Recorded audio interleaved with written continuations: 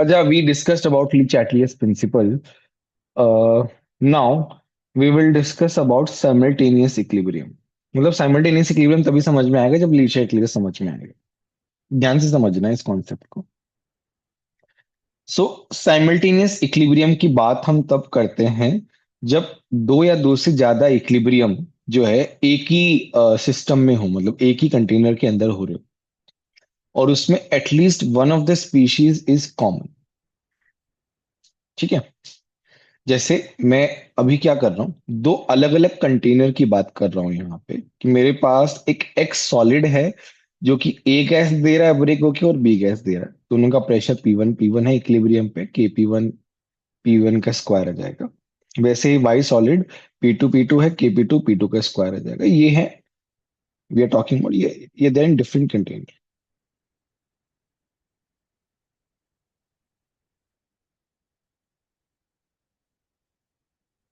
ये वाली बात समझ में आई कि नहीं? यहाँ तक तो खैर कुछ है नहीं। नाउ अब ध्यान से समझना कि अब वन और टू दोनों के दोनों रिएक्शन एक ही कंटेनर में हो रहे हैं। सबके सब एक ही कंटेनर में है।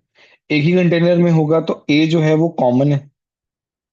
ए कॉमन है तो उसका प्रेशर क्या हो जाएगा, एड अप हो जाएगा। भाई यहाँ पे P1 था, यहाँ पे P2 था, बट दोनों के दोनों सेम स्पीशीज है, तो दोनों के प्रेशर क्या हो जाएंगे, एड अप हो जाएंगे। इसमें कोई डाउट है क्या इस पॉइंट पे? नहीं सर। All right. तो ए का प्रेशर क्या हो गया, ज्यादा हो गया। अब ये वाली बात समझ में आई कि नहीं? ए का प्रेशर जितना होना चाहिए वो ज्यादा हो गया। ज्यादा होने की वजह से क्या हो जाएगा, बैकवर्ड शिफ्ट हो जाएगा। ये हमने पढ़ा हुआ है। हाँ सर। बैकवर्ड शिफ्ट हो जाएगा तो अब क्या हो जाएगा, प्रेशर चेंज हो जाएंगे इनके। देख रहे हो, डैश लगा दिया हमने। एंड वी नो दैट पहले वाला प्रेशर ज्यादा था और बाद वाला प्रेशर क्या है, कम। Is there any doubt?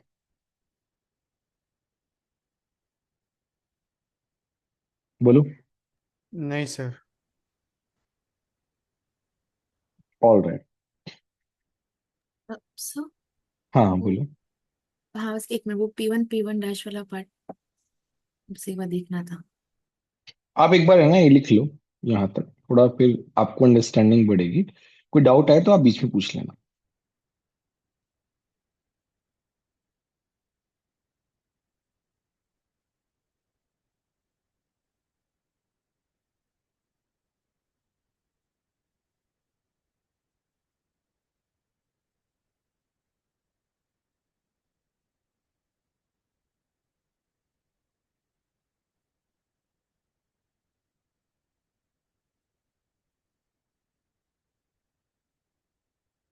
तो जो हमने स्टार्टिंग में केस किया था ग्राफ वाला PCl5 वाला, तो वो इसमें आ सकता है।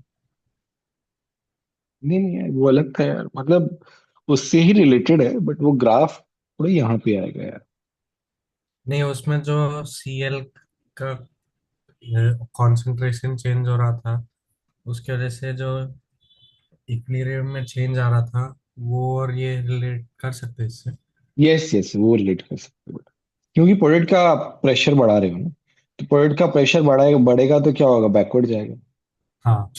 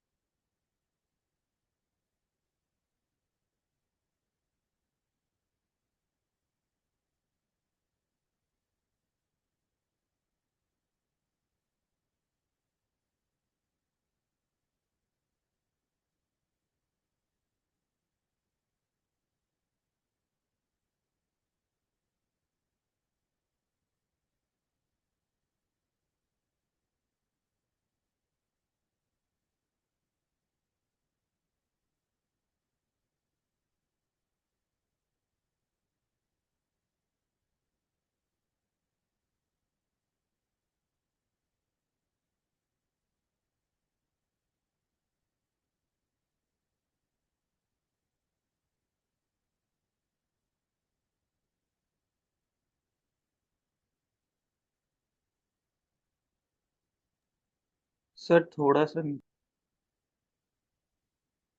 थोड़ा सा क्या? स्लाइड। नीचे? हाँ वो 1 and 2 इन सेम कंटेनर के थोड़ा नीचे वाला देख। हाँ। बेटा आपने क्या किया है, आपने दोनों को ऐड किया है, दोनों रिएक्शंस को एक ही कंटेनर में। तो ए तो क्या है, दोनों में सेम ही है। तो ए का प्रेशर क्या हो जाएगा, एड अप हो जाएगा, क्योंकि ए तो सेम ही है ना भाई, दोनों हाँ जगह सर। पे।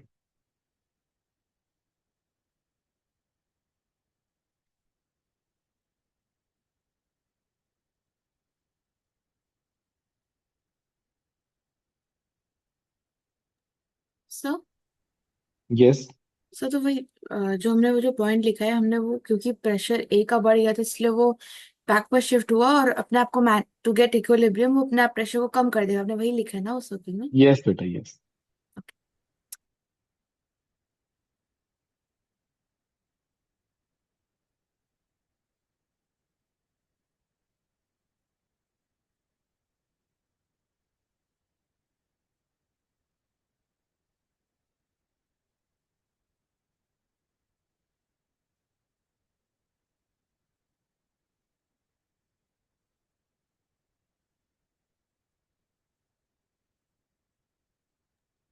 सर P2 भी ज्यादा होगा ना P2 डैश से।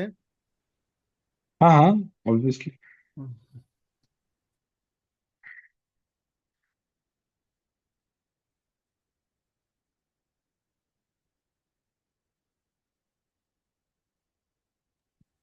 सर यहाँ पे P1 dash and P2 dash क्या है एग्जैक्टली? प्रेशर है यार, इक्विलिब्रियम शिफ्ट होने के बाद का, अच्छा नया अच्छा, ओके सर। इक्विलिब्रियम पे।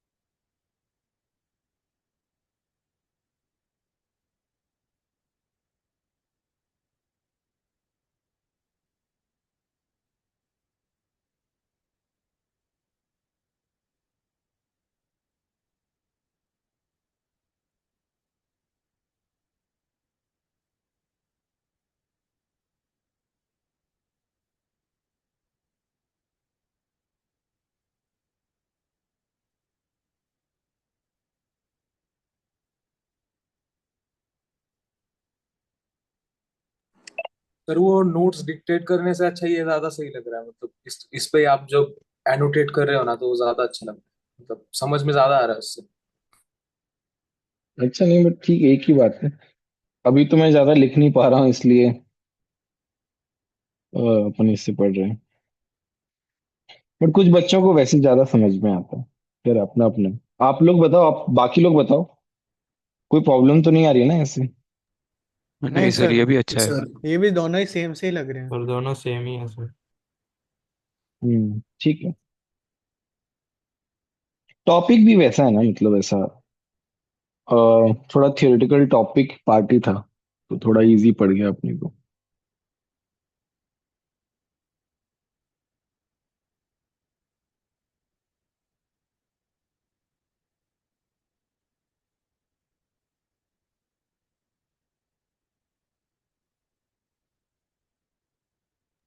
तो ये सडन।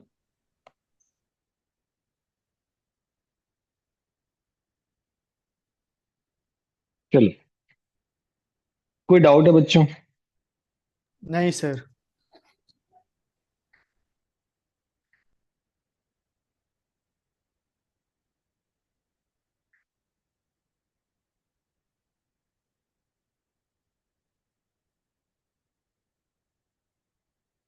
चलो ठीक है, अब आगे बढ़ते हैं।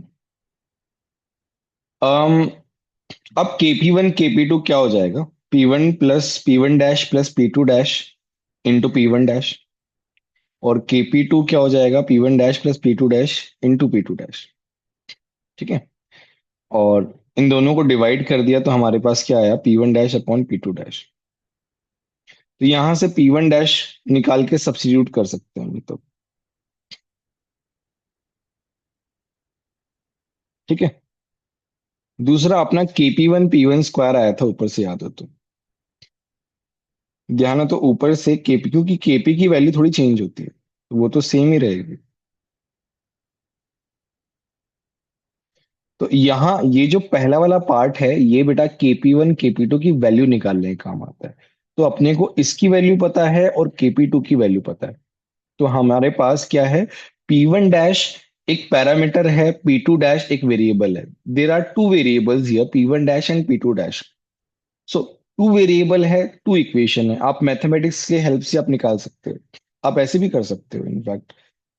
आप 1 + 2 को ऐड कर दो, तो मेरे पास आ जाएगा P1 डैश + P2 डैश का square is equal to KP1 + KP2।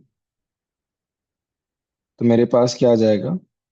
P1 dash + P2 dash is equal to √ऑफ KP1 + KP2। समझ में आया कि नहीं है? हाँ सर।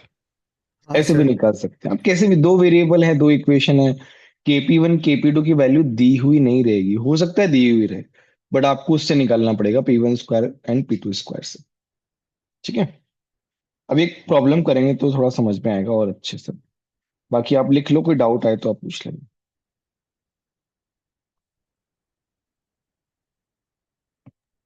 सर हाँ बोलो बेटा।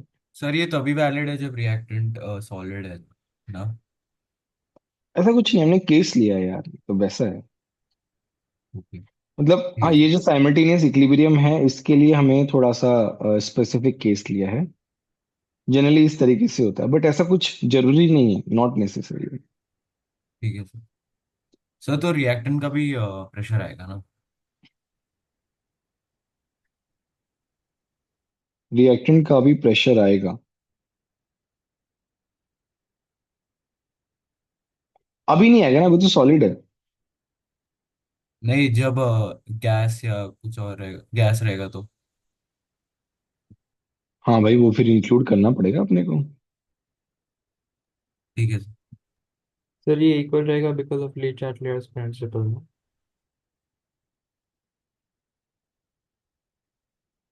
हाँ हाँ, मतलब इक्वल रहेगा क्या मतलब, समझा नहीं मैं। मतलब KP1 का KP1 डैश का वैसा। KP1 तो अलग हो गया ना यार, वो तो अपना इक्विलिब्रियम कांस्टेंट हो गया, वो तो हमेशा ही सेम रहेगा। हाँ।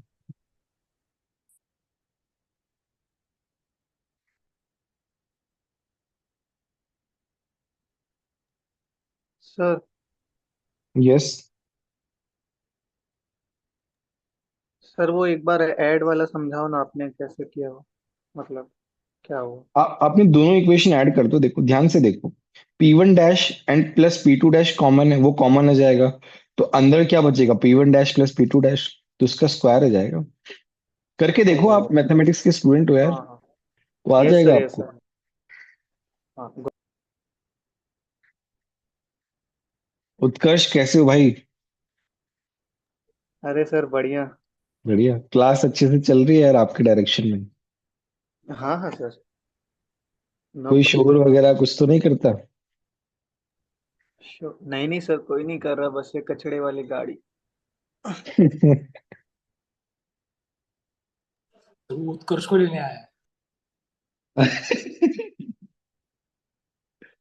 उत्कर्ष पिटाई कर देगा तेरी, चलिए। सर क्या करूँ, रोने के अलावा कुछ नहीं। चलो, वैसे हो गया क्या बच्चों? लिख लिया ये वाला पार्ट? हाँ सर। चलो ठीक है, आगे बढ़ते हैं। एक क्वेश्चन है यार, वो प्रॉब्लम करते हैं अपन। आ, यार यहाँ पे एक तो,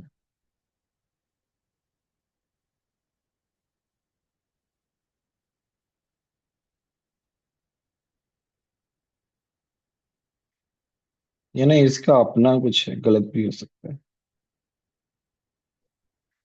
तो यहाँ पे मैं इस क्वेश्चन को एक बार समझा देता हूँ आपको। जो हमने सेम केस किया है उसी तरीके से है ये क्वेश्चन।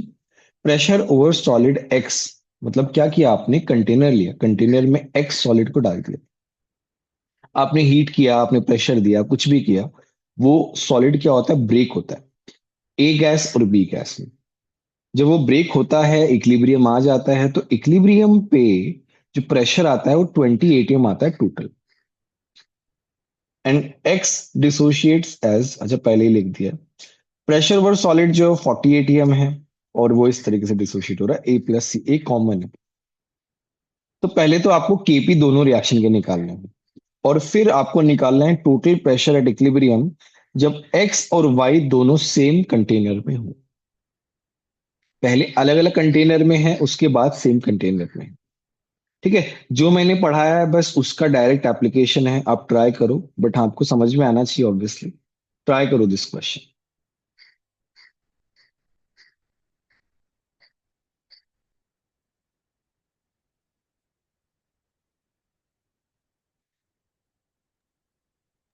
सर क्वेश्चन लिखना था।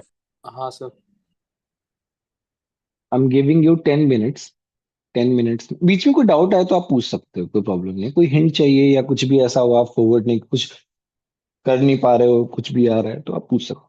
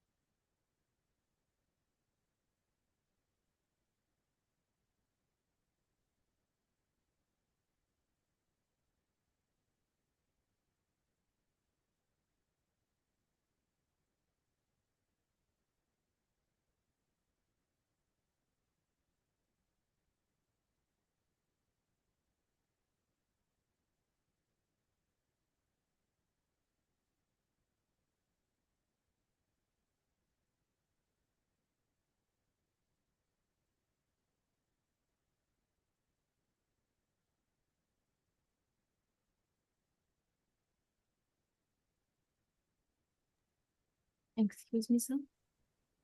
यस। सर आप प्रेशर ओवर सॉलिड एक्स का तो फिर से बता सकते हैं क्या? आपने क्या किया, एक कंटेनर लिया, ध्यान से समझो, फिर से बताता हूँ। वेरी गुड, आप ऐसे डाउट पूछ लेते हो हमेशा, बाकी बच्चे डाउट ही नहीं पूछ पाते। देखो, आपके पास एक कंटेनर लिया आपने, उसमें आपने सॉलिड डाल दिया, ठीक है, आपने हीट किया या फिर कुछ भी कंडीशन दी, वो सॉलिड ब्रेक होके गैस में कन्वर्ट हो रहा है। कौन कौन सी गैसेज हैं? ए गैस और बी गैस। ठीक है, ओके। तो जब वो इक्विलिब्रियम अचीव हो गया तो टोटल प्रेशर आया 20 एटीएम, ये कहना चाह रहा है। Alright, okay, got it. Total pressure.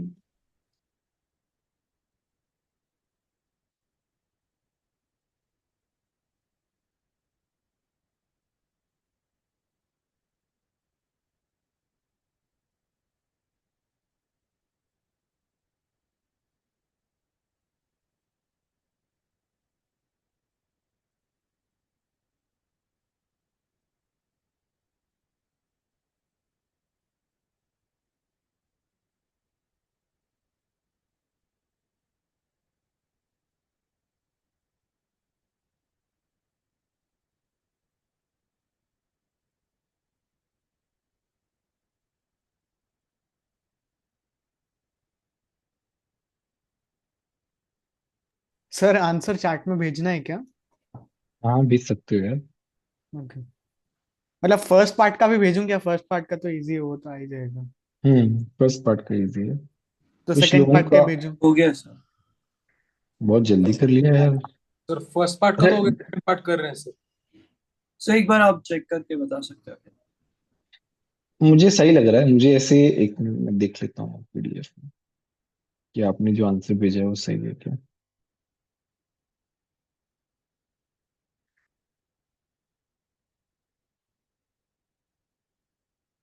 10√5 है यार। एक मिनट। नहीं, 10√5 थोड़ा अलग है। 20√5 है। 20√5 आ रहा है। काफी सारे लोगों का आ रहा है। खैर डायरेक्ट क्वेश्चन था ये तो, है ना।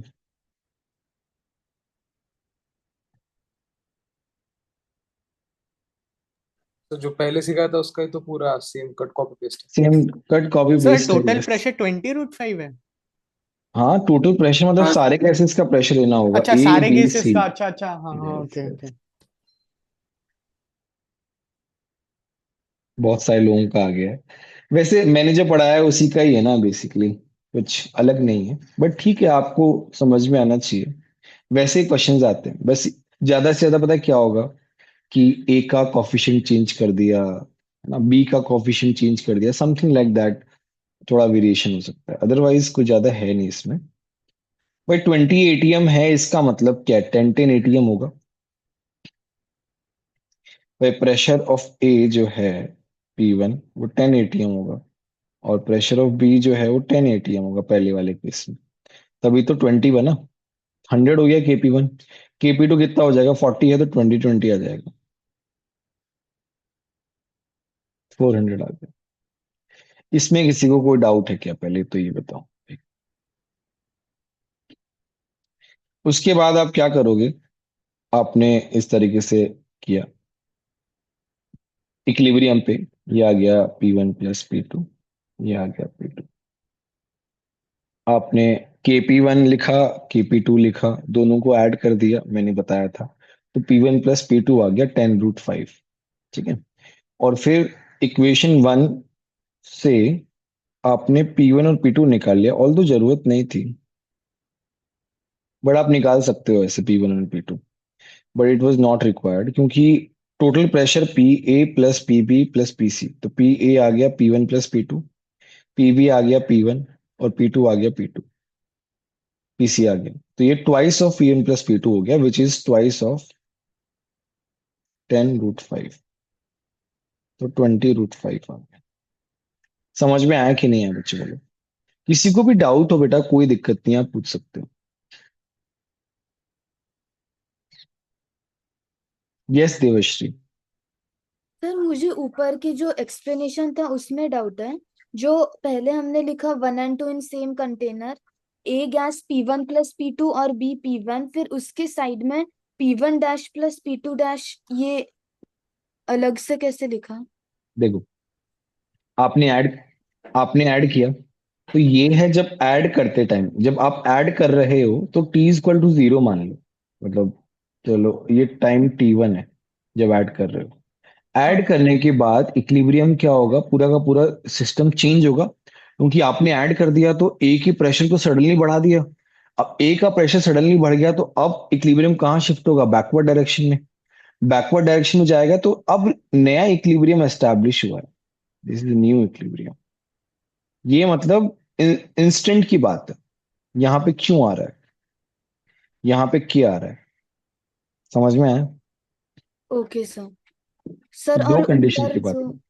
ऊपर जो KP1 = P1² और KP2 = P2², ये हमने लिखा कंसिडरिंग सॉलिड का नेग्लिजिबल लेना है। ऑब्वियसली ओके सर, अपॉन 1 है वो। 1 नहीं बोलते हम उसको कांस्टेंट मान के चलते हैं। Okay sir, we are just considering the products there. Yes yes. Okay. अब देखो ये वाला जो पार्ट है ये है बिफोर इक्विलिब्रियम, ये है व्हेन। सेम कंटेनर, ये है बिफोर इक्विलिब्रियम। आप मेंशन कर लेना नहीं तो कंफ्यूज हो जाओगे। ये है आफ्टर इक्विलिब्रियम, अंडरस्टैंडिंग पर्पस के लिए लिखा हुआ है, क्योंकि इस पे मान लो कोई थ्योरेटिकल क्वेश्चन आ गया तो आपको पता होना चाहिए।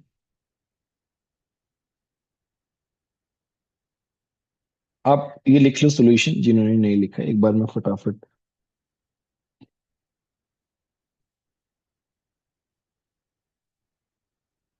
लिख लिया ये वाला पार्ट। हाँ सर।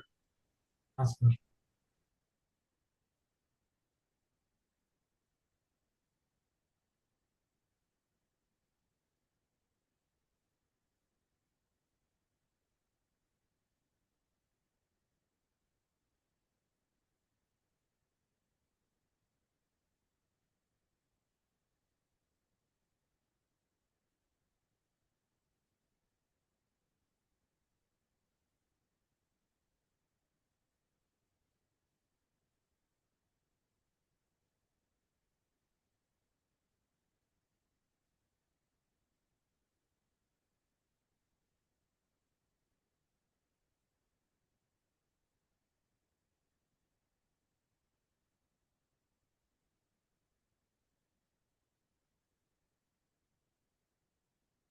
हो गया बच्चों, लिख लिया? 2 मिनट आगे सर। बढ़े हम।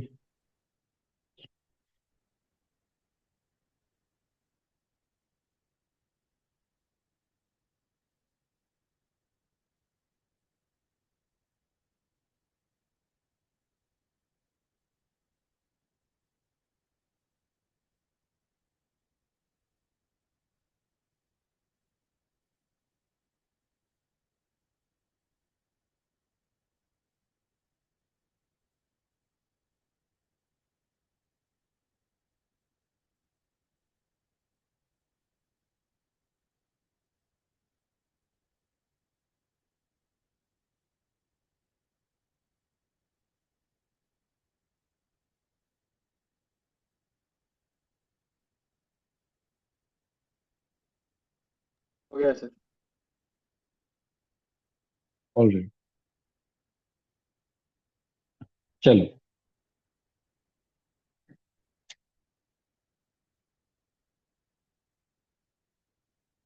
नेक्स्ट पार्ट पढ़ते हैं, रिलेटिव ह्यूमिडिटी। थोड़ा हमने उसमें पढ़ लिया था रिलेटिव ह्यूमिडिटी, तो फटाफट एक बार हम इसको गो थ्रू कर लेंगे, क्योंकि हमने गैसियस स्टेट में कवर कर लिया था। पहला था वेपर प्रेशर। वेपर प्रेशर क्या होता है? Is defined as the pressure exerted by the vapours of a substance in equilibrium state. तो जैसे हमारा H2O है, लिक्विड से गैस जा रहा है तो इवेपोरेशन, और गैस से लिक्विड जा रहा है तो कंडेंसेशन। तो जब लिक्विड जो है इवेपोरेट हो रहा है, तो इवेपोरेट होने के बाद क्या होता है, ये मैंने बताया भी था, ये एक्सपेरिमेंट।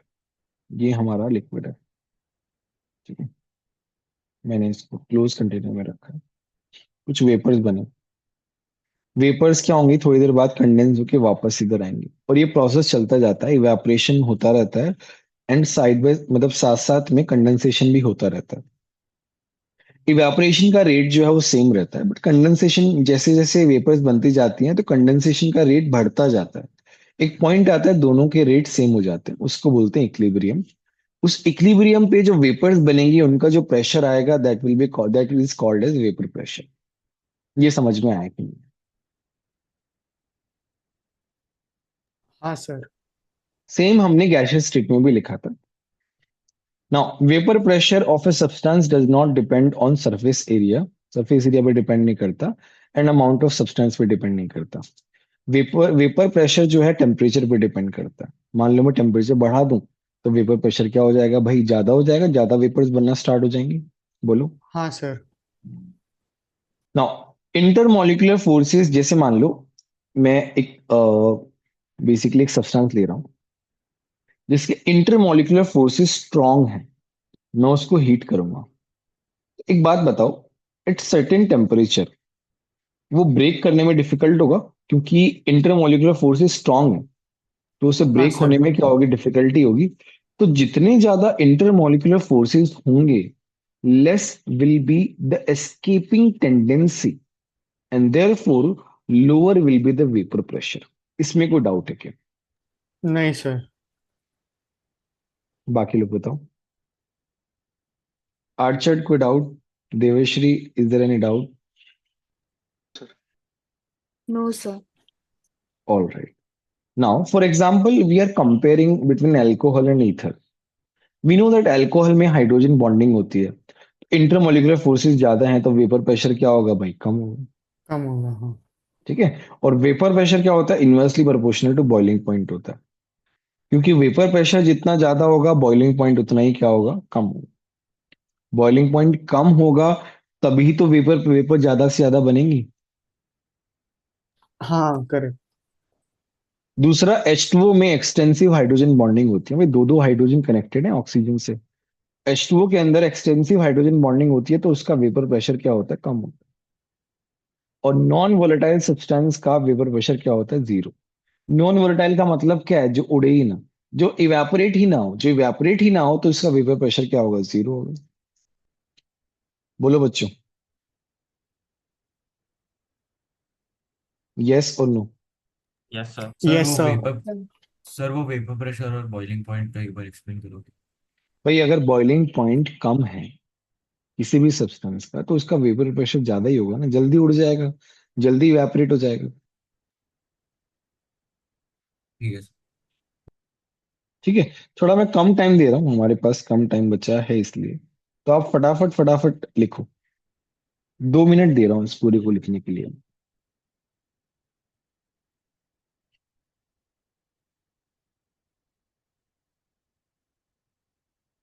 ग्राफ जो है वो ये बता रहा है कि स्टार्टिंग में क्या है, हमारा जो इवेपोरेशन हो रहा है, इवेपोरेशन का रेट सेम है।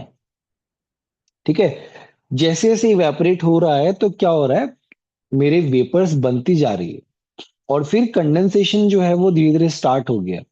पहले कम वेपर्स थी तो कंडेंसेशन आराम से हो रहा था। जैसे जैसे वेपर्स बढ़ती जा रही है वैसे वैसे कंडेंसेशन का रेट बढ़ता जा रहा है। एक पॉइंट आया जब rate of evaporation becomes equal to rate of condensation. At that point जो भी वेपर्स रहेंगी उसका जो प्रेशर आएगा that will be vapour pressure.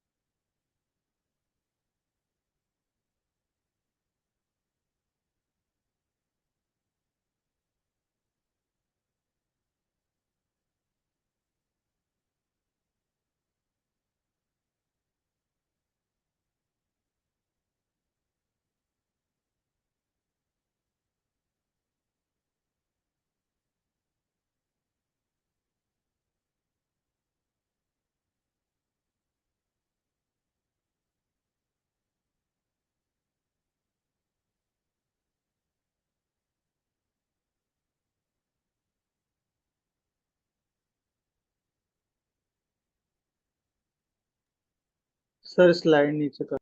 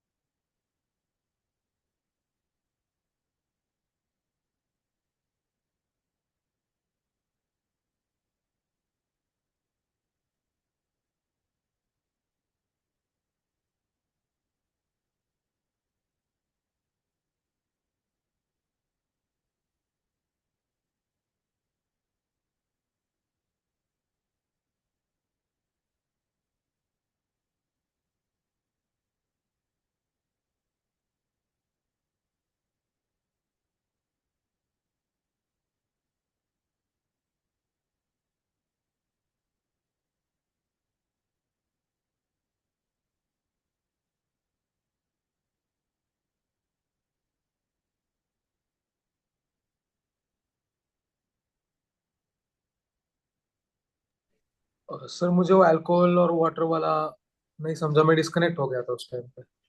Water में क्या होता है, एक्सटेंसिव हाइड्रोजन बॉन्डिंग होती है, तो इसीलिए उसका क्या नाम है, वेपर प्रेशर क्या होगा, कम होगा compare to alcohol. Okay sir.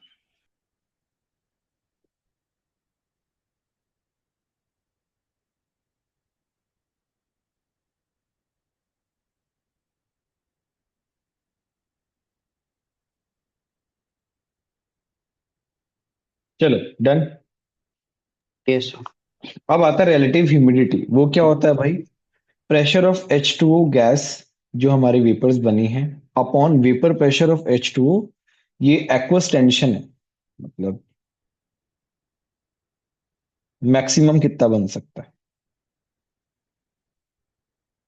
एक लिमिट होती है ना भाई, तो मैक्सिमम कितना बन सकता है।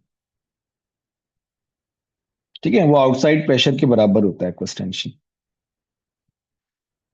तो रिलेटिव ह्यूमिडिटी, जैसे मान लो हम बोलते हैं यार आज तो ह्यूमिडिटी ज्यादा है, इसका मतलब जो मॉइस्चर का जो प्रेशर है हम उसकी बात कर रहे हैं अपॉन टोटल कितना मॉइस्चर हो सकता है। लेट्स से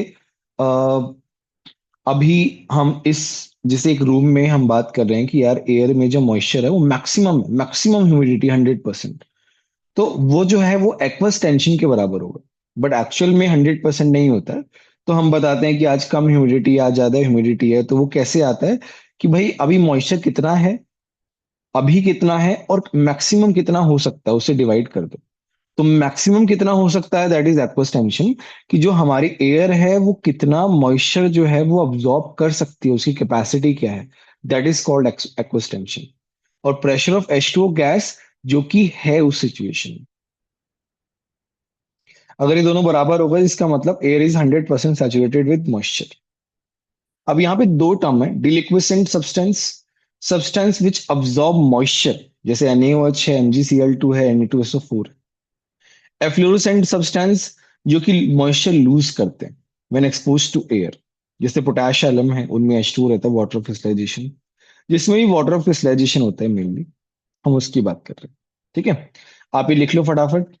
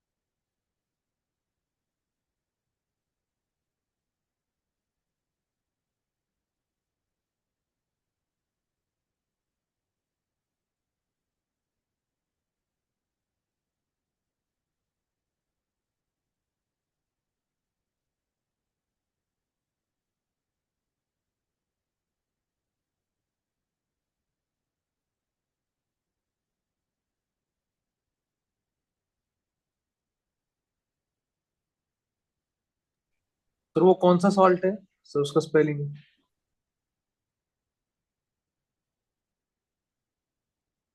मतलब यार थोड़ा तो बताओ कहाँ पे बात कर रहे हो यार।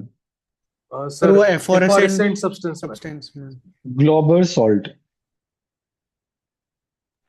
मैं उसका स्पेलिंग एक एग्जैक्ट देख के बताता हूँ।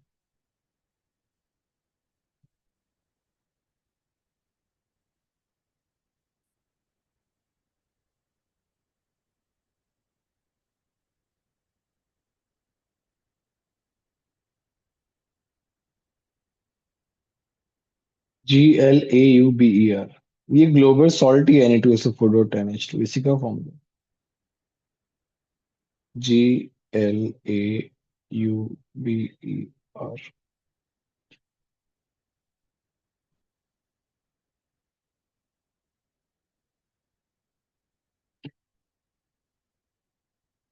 ये क्वेश्चन लिख लो फटाफट।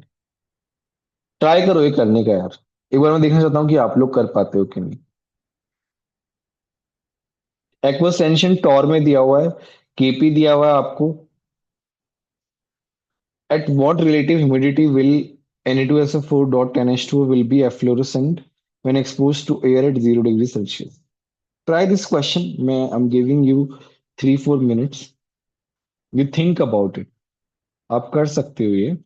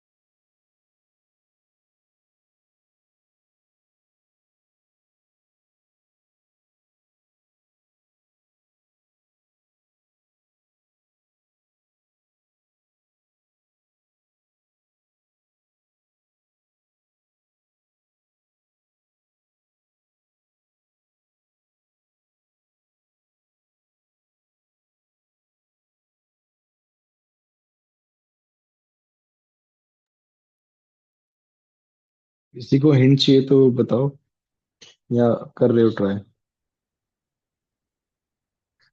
सर सोच रहे हैं।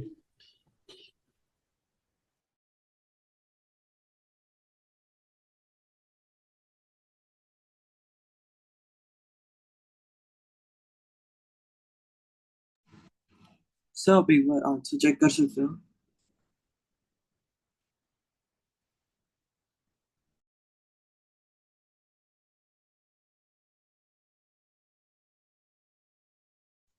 सही है आदित्य आपका, है ना।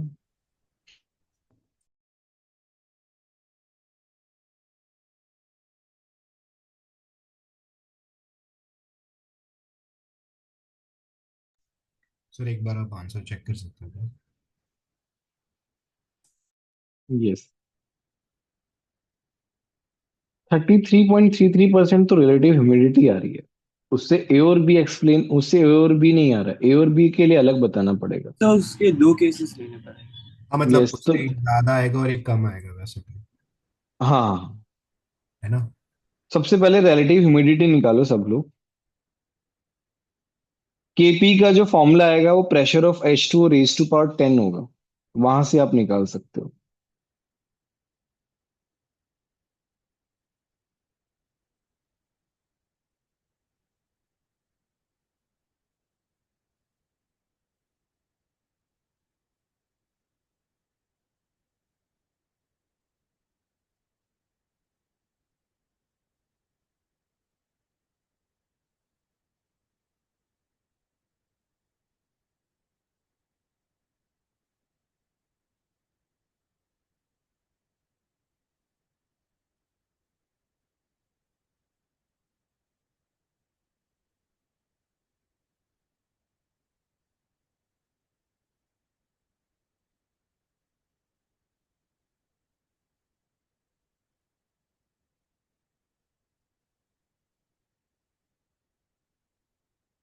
चलो, देखो इसमें सबसे पहले तो आपको क्या करना पड़ेगा। जैसे केपी है, केपी ये दिया हुआ है, इसको इस तरीके से लिख लो 10⁻⁻30 के फॉर्मेट में। So that P raise to power 10 आएगा ना, pressure of H2 raise to power 10। तो वो क्या हो जाएगा, 2⁻10 इंटू 10⁻⁻30। तो यहाँ से प्रेशर ऑफ H2 आ जाएगा 2 इंटू 10⁻⁻3। और टॉर में निकालने के लिए 760 से मल्टीप्लाई कर दिया, तो 1.52 टॉर आ गया।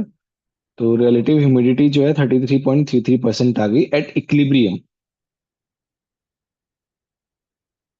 अब आगे आप कर सकते हो ट्राई, मैंने आधा क्वेश्चन सॉल्व करके दे दिया।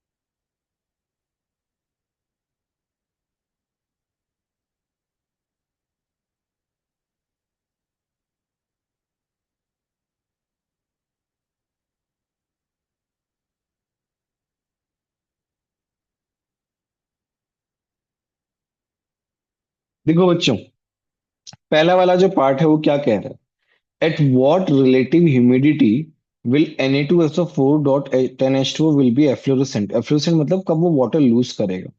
तो जब ये वाटर लूज करेगा तो फॉरवर्ड में जाएगा भाई। ये क्या बता रहा है कि किस रिलेटिव ह्यूमिडिटी पे ये फॉरवर्ड में जाएगा। ये बात समझ में आई कि नहीं? पहले ये तो ये बताओ। हाँ सर। ओके, तो फॉरवर्ड में जाने के लिए क्या होना चाहिए भाई, क्यू जो है वो लेस देन के होना चाहिए फॉरवर्ड में जाने के लिए, तभी तो फॉरवर्ड में जाएगा।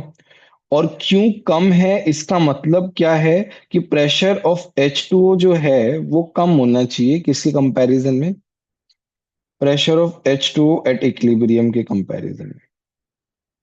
ये वाली बात समझ में आई कि नहीं? बोलो बच्चों। सर ये वाला आप फिर से बता सकते हो क्या, एक बार क्या बोला हाँ आपने? Sir, can you explain again? All right, so इन्होंने बोला है कि Na2SO4 डॉट 10H2O कब, at what relative humidity it will be efflorescent. इसका मतलब है कब ये वाटर लूज करेगा। और जब ये वाटर लूज करता है तो फॉरवर्ड डायरेक्शन में जाता है, हाँ राइट। करेक्ट। तो फॉरवर्ड डायरेक्शन में जाने के लिए क्यों क्या होना चाहिए, के से कम होना चाहिए। हाँ और क्यों कम है, इसका मतलब at that instant pressure of H2O gas should be less than pressure of H2O gas at equilibrium. तभी तो Q हाँ कम होगा भाई। हाँ हाँ, करेक्ट करेक्ट। तो प्रेशर ऑफ H2O क्या है, कम है। कम है इसका मतलब रिलेटिव ह्यूमिडिटी क्या होगी, 33% से कम होगी। तो 33% से कम होगी तो वो क्या होगा, फ्लोरोसेंट होगा। और डीलिक्विसेंट जो है वो उसका जस्ट अपोजिट हो जाएगा, तो मोर देन 33%। ये क्वेश्चन जो है is mainly advance point of view से है। मेंस में there are very less chances, advance के लिए एडवांस से पूछा जा सकता है। ठीक है। सर मतलब मेंस के पर्सपेक्टिव से रिलेटिव ह्यूमिडिटी तो आता ही नहीं है ना ज्यादा तो। रिलेटिव ह्यूमिडिटी आता है, रिलेटिव ह्यूमिडिटी का एप्लीकेशन इन केमिकल इक्विलिब्रियम नहीं पूछा जाता जनरली। हाँ वही वही, ठीक है। ठीक है। तो वो थोड़ा देख लेना, मतलब आप पढ़ लेना, इजी है, कुछ है नहीं इसमें। मैंने बस आपको बता दिया कि कम चांस होते हैं, हाँ हाँ एडवांस में ज्यादा चांस है। हाँ। कोई डाउट है तो बच्चों बताओ, right it down. If you have any doubts you can ask. Sir आज के लेक्चर के बाद हम पूरी मॉड्यूल सॉल्व कर सकते हैं क्या? यार अभी क्या है ना, बस एक पार्ट बचा है अपना, जो अपना थर्मोडायनेमिक्स से एक पार्ट छुड़ाया था ना, बोला था हाँ केमिकल इक्विलिब्रियम के बात करेंगे, डेल्टा जी वाला हाँ सर। हाँ और डेल्टा विवेशक। जी नॉट वाला, वो डेरिवेशन कराना था। और उसका फॉर्मूला तो शायद मैंने बता ही दिया था, -RT ln K वाला। ठीक है। ऑल्दो इस दो फॉर्मूला से आप सब कुछ कर सकते हो यार, इसका बस डेरिवेशन कराना बाकी है। ये दो फॉर्मूला है, इनसे कुछ भी कर सकते हो आप। At equilibrium G Q not is equal. becomes equals to K, delta G equals to 0। यहाँ से डेल्टा जी नॉट आता है -RT ln K। बस आप ये फॉर्मूला आता है आपको तो बस आपका हो गया। आपके मॉड्यूल में फॉर्मूला बेस्ड क्वेश्चन भी होते हैं जाते हैं। सर मतलब ये टॉपिक ऐसे 15 मिनट में खत्म हो सकता है? 15 मिनट तो नहीं यार, अपन थोड़ा डेरिवेशन करेंगे, फिर उसमें advance point of view, Mains point of view, सब भी तो करते हैं। टॉपिक जस्ट पढ़ा के छोड़ते थोड़ी है। तो मेंस का क्वेश्चन करेंगे, एडवांस का क्वेश्चन करेंगे, फिर हाँ। उसके बाद में 1 घंटा लगेगा करीब करीब। 1 घंटे में, नेक्स्ट क्लास के 1 घंटे में अपना chemical equilibrium will be done.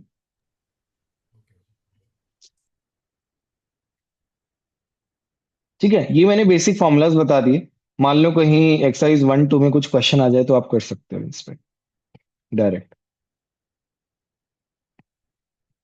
ठीक है बच्चों, थोड़ा कॉम्प्लिकेटेड क्वेश्चन सर होना इस वाले पार्ट में तो मत करना, क्योंकि वो थोड़ा पार्ट बचा हुआ है। यस बेटा बोलो।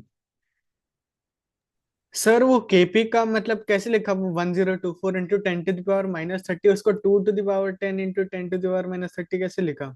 2⁻10 क्या होता है बेटा, one one zero zero two two four four अच्छा, okay okay okay sir, okay, समझ गए। और सर कोई कल डाउट का है तो क्लास बता दो। ऑनलाइन होगा या ऑफलाइन? यार आज मेरी वाइफ की तबीयत सही रही तो ठीक हो जाएगा, मतलब कल क्या नाम ऑफलाइन रहेगा। और कुछ होता है तो अपडेट करता हूँ ना, ठीक है मोस्टली सर। ऑफलाइन ही रहेगा। सर हमने वो प्रेशर टू द पावर 10 लिखा है क्योंकि वहां पे एटीएम टू द पावर 10 था ना। यस यस बेटा, उसका कॉफिशिएंट 10 था। Okay sir. सर आज का क्लास हो गया ना? हाँ हाँ, आज का क्लास इज डन। बस मैं सर डाउट्स पूछा था किसी को हो तो। यस। सर वो रिएक्शन में अ, बस H2O गैसियस स्टेट में ना, बाकी यस सब बेटा, सॉलिड में? बाकी सब सॉलिड में था बेटा। यस देवेश। ये सर मुझे ना वो वो वाला पार्ट में डाउट था जिसमें फेस चेंज वाला है ना। ली चैटलियस प्रिंसिपल। फेस चेंज में नोट वाला पार्ट, मतलब थोड़ा मतलब बहुत ही ऊपर है। बस बस बस, बस। हम्म, हाँ, बोलो। यहाँ पे वो आप मेल्टिंग पॉइंट का एक बार फिर से बता सकते हैं? ओके, तो हम क्या बोल रहे थे, प्रेशर जो है वो इंक्रीज करता है तो फॉरवर्ड में जाएगा। फॉरवर्ड में जाएगा इसका मतलब क्या है, सॉलिड जल्दी से जल्दी लिक्विड में कन्वर्ट होगा, और जल्दी से जल्दी लिक्विड में कन्वर्ट होगा तो जितना टेम्परेचर रिक्वायर्ड है मेल्ट होने के लिए उससे क्या कम लगेगा, क्योंकि जब फास्ट हो रहा है ना प्रोसेस, सॉलिड टू लिक्विड। ठीक है। तो इसका मतलब वो इक्विलिब्रियम उसे एड कर रहा है मेल्टिंग पॉइंट को। यस यस, वो जो नया इक्विलिब्रियम आ रहा है प्रेशर बढ़ाने से, तो वो उसको जल्दी लिक्विड में कन्वर्ट करने में हेल्प कर रहा है। सर क्योंकि ओके। यही सेम केस थर्ड वाले में था, बट उसका मेल्टिंग पॉइंट का डायरेक्शन ऑपोजिट आया, मतलब बढ़ रहा है। अरे वो तो H2O वाला तो एक्सेप्शन है ना यार। सब वो एक्सेप्शन थोड़ी ना है, क्योंकि फिर वैसे भी डेंसिटी ऑफ H2O लिक्विड ज्यादा ही रहता है, तो वो एक्सेप्शन नहीं होगा ना। अरे यार, तो वही तो लिखा हुआ है वहां पे, इसलिए तो वो मेल्टिंग पॉइंट डिक्रीज करवाया ना, नहीं तो इंक्रीज होता। ऐसी बातें कर रहे हो यार, यहाँ पे लिखा हुआ भी तो हुआ है एक्सेप्ट। अरे मतलब एक्सेप्शन का होने का मतलब अलग बिहेवियर है ना यार।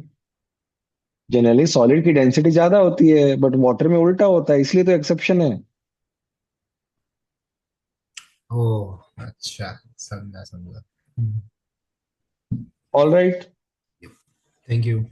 कल मिलते हैं बच्चों। Thank you sir. Thank you sir. Okay sir. Bye everyone, see you all in the next class. Yes, bye sir.